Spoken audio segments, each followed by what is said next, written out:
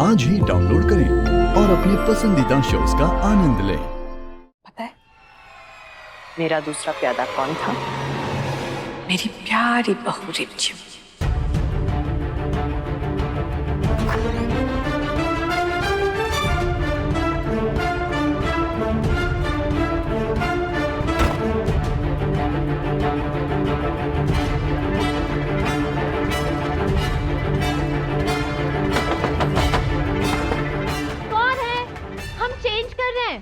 शक्ति, मैं नंदू। आपको कुछ देना था शक्ति। क्या देना है नंदू भैया? वो शिव भैया ने एक लेटर दिया था, बस वही देना था आपको।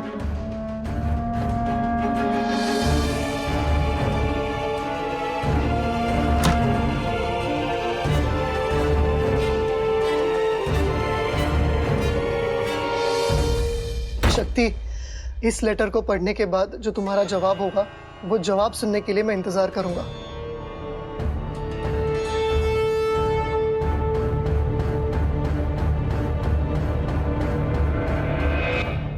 जी मम्मी जी, वो लेटर हमारे हाथ में ही है। लेकिन इसमें है क्या? तुम्हारा हक। हमारा हक? हम समझे नहीं। अरे शिव ने ना उस लेटर में अपनी सारी प्रॉपर्टीज की डिटेल्स दे दी है। मतलब सारी प्रॉपर्टीज, जमीन जायदाद, सब कुछ। प्रॉपर्टीज?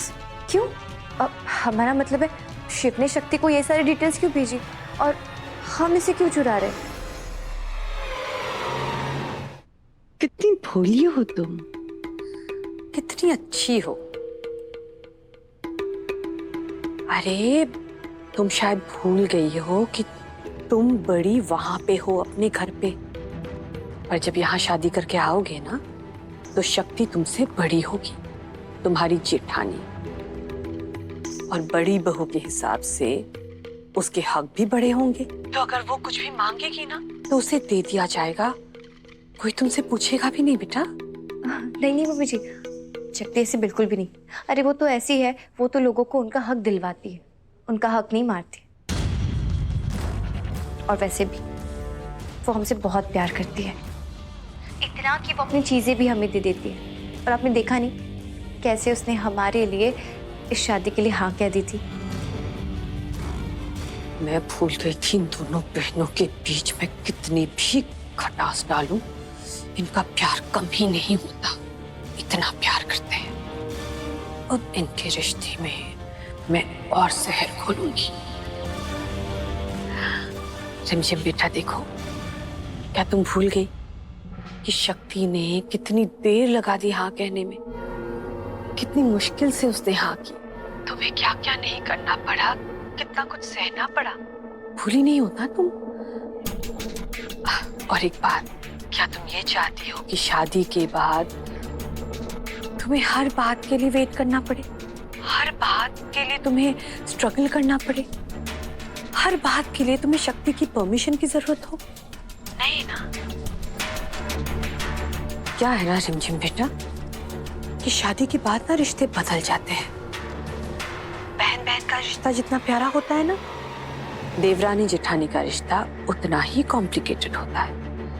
मैं तो बस चीजों को थोड़ा सिंप्लीफाई करना चाहती हूँ, ताकि मेरे बेटे और मेरी बहू को बाद में जाकर कोई तकलीफ ना हो, कोई उनसे उनका हक ना छीने।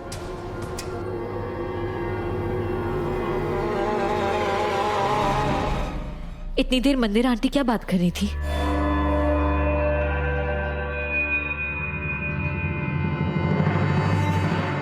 अरे ये हमारे सास बहू की बात है, हम क्यों बताए?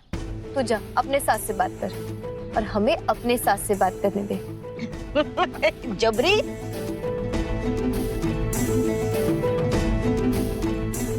चल चल स्टार्ट कर गाड़ी अभी।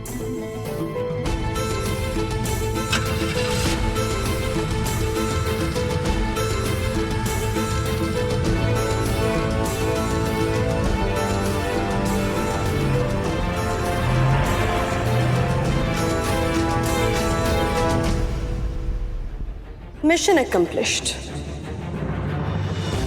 आई तो थी तुम अपनी बहन के साथ शक्ति, पर जा रही हो एक दुश्मन के साथ।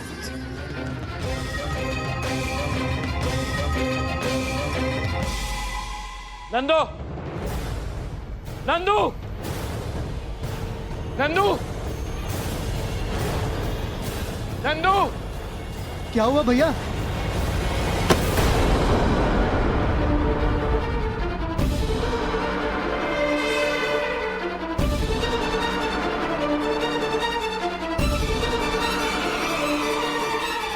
शिव, ये क्या हो रहा है? क्या कर रहे हो तुम? यही बताएगा कि इसने क्या किया है।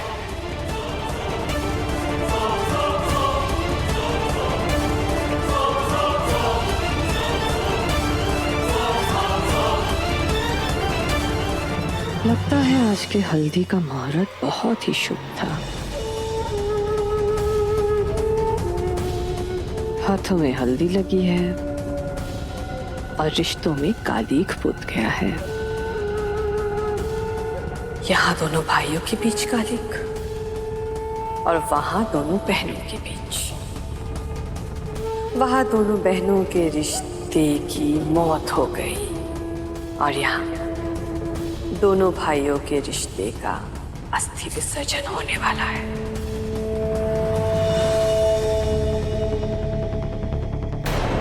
भरोसा किया था मैंने तुझ पर। बंधु था तू मेरा, सबसे कहता था जैसे शिव भगवान नंदी के बिना अधूरे हैं, वैसे ये शिव नंदू के बिना अधूरा है। इस घर में इतना बड़ा हादसा हुआ, अगर मैं उससे उभर पाया, जीने की हिम्मत जुटा पाया, तो वो तेरी वजह से था नंदू। क्योंकि तू मेरे साथ था, तेरा प्यार मेरे साथ था। लेकिन नहीं, तू मुझसे प्यार नहीं करता, क्योंकि प्यार कभी सेल्फिश नहीं होता नंदू, सेल्फिश नहीं होता।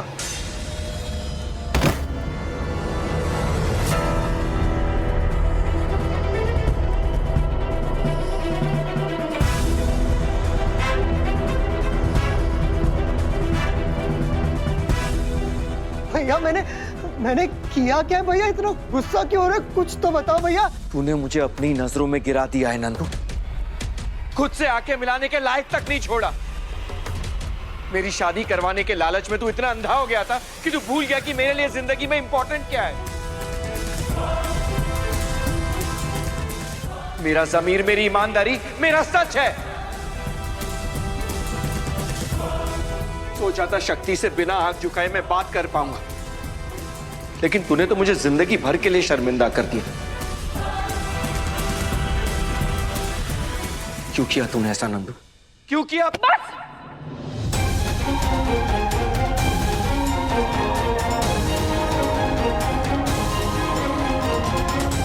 अब और मैं अपने बच्चे की बेइज्जती होते हुए नहीं देख सकती।